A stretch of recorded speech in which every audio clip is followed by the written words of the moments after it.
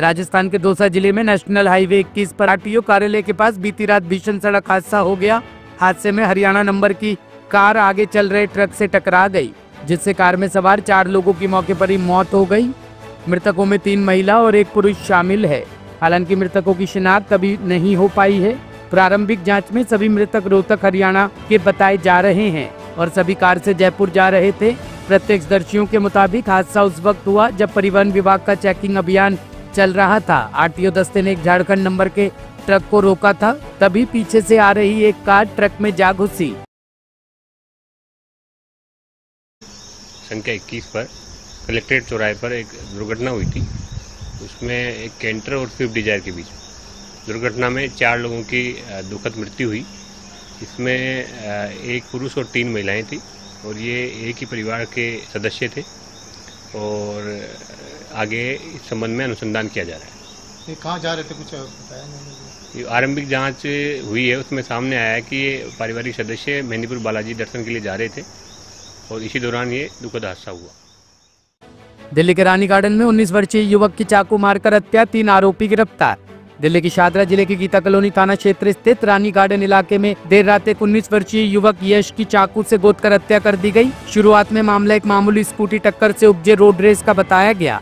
हालांकि मामले में तब नया मोड़ आया जब मृतक की मां ने मीडिया के सामने बयान देते हुए कहा कि यह हत्या सड़क हादसे या अचानक हुए झगड़े का मामला नहीं बल्कि एक सुनियोजित साजिश थी। कल police station Geeta colony Shahdara district के अंदर हम लोगों को एक एमएलसी की इतला मिली 27 जून 2025 को करीब 9:50 पर रात में।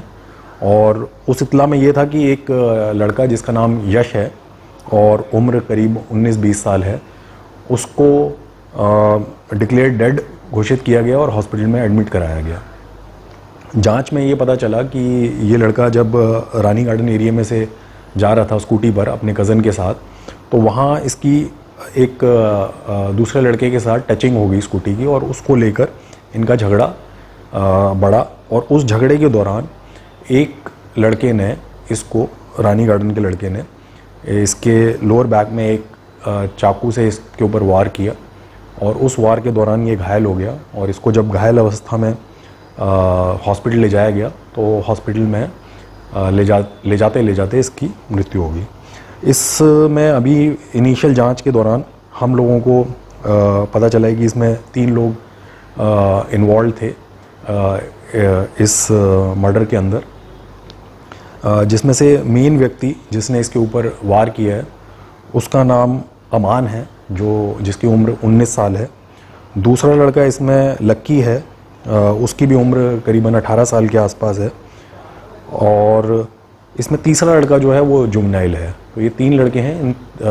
हमने जुवेनाइल को डिटेन कर लिया है, अप्रीहेंड कर लिया और बाकी दोनों लड़कों को हमने ऑलरेडी अरेस्ट कर लिया। जिस तरीके से मेरे से विधायक जी मिलने आए हैं, SHO साहब मिलने आए हैं, उस तरीके से मुझे लगता है कि ये अपना काम कर रहे हैं। पर फिर भी मैं पूरी मीडिया के सामने मैं सब लोगों को बोल चुकी हूँ कि मुझे CBI जांच चाहिए। CBI जांच अगर होती है तो सारी चीज़ें क्लियर होंगी। लड़की के परिवार वालों को बुलाकर लड़की के बारे में पता किया जाए, लड़की के घर वालों ने ऐसा क्यों किया, क्योंकि उसको प्लानिंग के तहत ही मारा गया है। अदरवाइज़ मेरे बच्चे का किसी चीज़ से कोई फॉल्ट नहीं है, कहीं पे कोई लड़ाई नहीं है, कोई झगड़ा नहीं है, किसी से बात नहीं करता था, वो सिर्फ अपने काम में मस्त रहता था।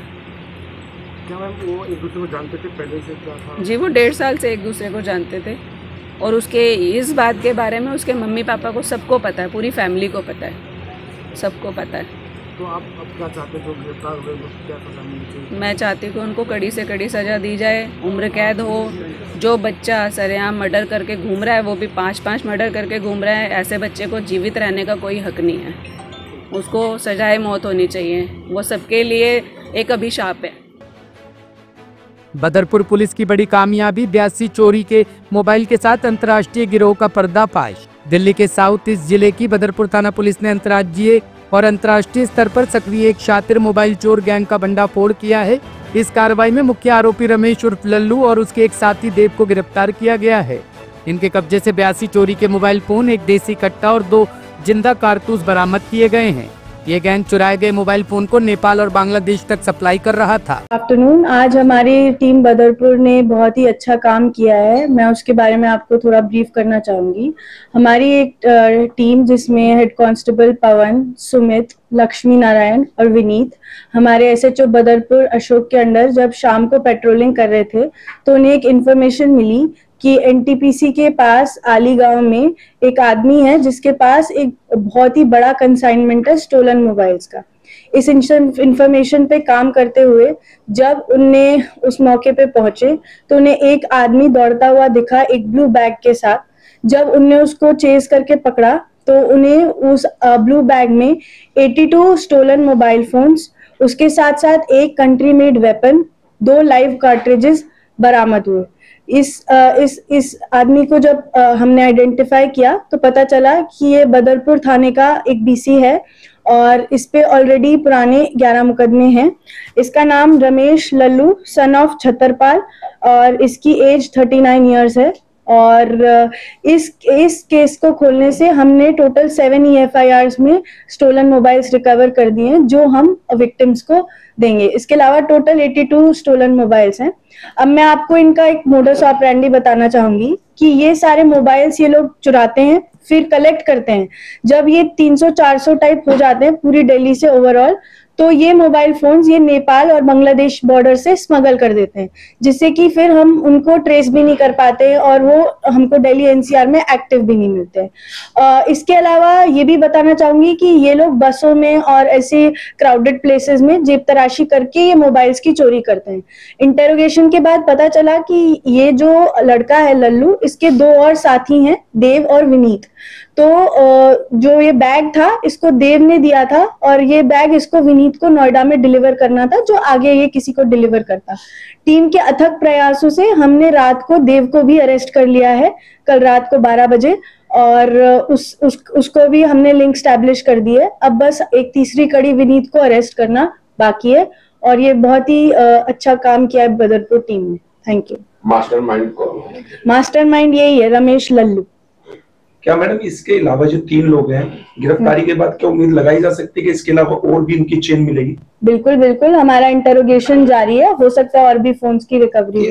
विपिन ने आगे किसको फोन देने थे, ये क्या एक सिंडिकेट काम कर रहा है और ये किन किन से रिसीव करते थे? बांग्लादेश या नेपाल भेज चुका है मोबाइल। हाँ, उनने माना है कि ये लोग ऐसे बॉर्डर के थ्रू कलेक्ट करके 400-500 फोन हो जाते थे तो एजेंट के थ्रू बांग्लादेश भेजते थे। इन फोनों का इस्तेमाल किसी अवैध गतिविधि या किसी आतंकवादी घटना के तौर पर किया गया? ऐसा कोई सामने नहीं आया है इस चीज का, बट अभी इंटेरोगेशन और इन्वेस्टिगेशन दोनों जारी है। बट मेनली ये इनको बेचते थे और यहाँ पे नहीं बेच पाते थे तो वहां बेचते थे, क्योंकि यहाँ अगर बेचेंगे तो ICR पोर्टल में ये एक्टिवेट हो जाते हैं और फिर हम लोग इसको पकड़ने का ज्यादा चांसेस होता है, तो इसीलिए ये लोग क्रॉस बॉर्डर स्मगल कर देते थे। टीम ने काफी अच्छा काम किया, इसमें अवार्ड भी टीम को दिया है? बिल्कुल, टीम को एक बहुत बढ़िया अवार्ड दिया जाएगा और ये उनने रूटीन ड्यूटीज में पेट्रोलिंग के टाइम इंफॉर्मेशन पे वर्कआउट करके इतना अच्छा काम किया है, तो बिल्कुल उन्हें बड़ा सा अवार्ड दिया जाएगा, रिवॉर्ड दिया जाएगा, साथ में SHO साहब को भी दिया जाएगा। ब्यूरो रिपोर्ट, टीम तफ्तीश न्यूज।